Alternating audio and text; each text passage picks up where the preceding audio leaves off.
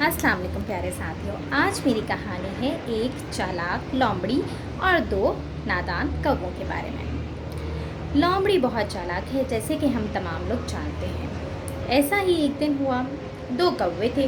दोनों को बहुत ही ज़्यादा भूख लग रही थी। इधर उधर बहुत तलाश करने के बाद उन्हें कुछ खाने को ना मिला।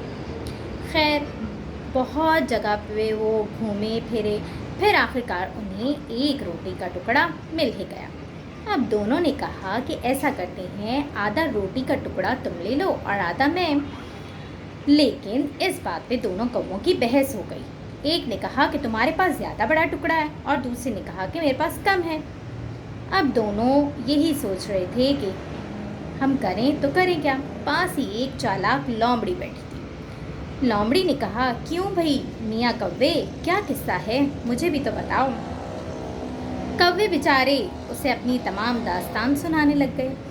कौवे ने उसे कहा कि हम दोनों भूखे थे, हमें कहीं से रोटी नहीं मिल रही थी। खुदा खुदा करके ये एक रोटी का टुकड़ा मिला और हमने उसे आधा आधा कर लिया।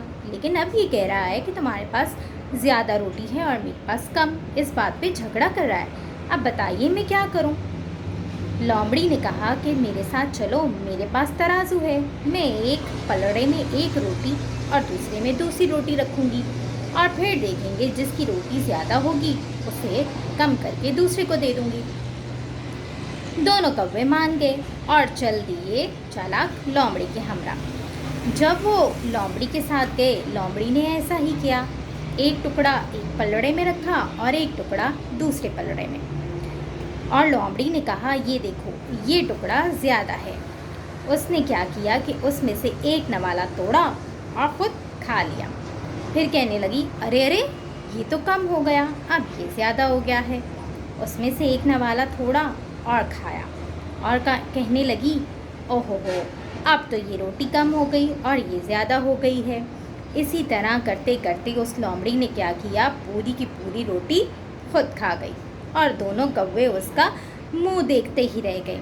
इसी तरह उसने अपनी चालाकी से वो पूरी की पूरी रोटी खुद खा ली और कौवे बेचारे उसका मुंह देखते रह गए। देखा बच्चों, लड़ाई करने का क्या अंजाम हुआ। दोनों कौवे भूखे रह गए और चालाकी से लोमड़ी ने सारी रोटी हड़प कर ली।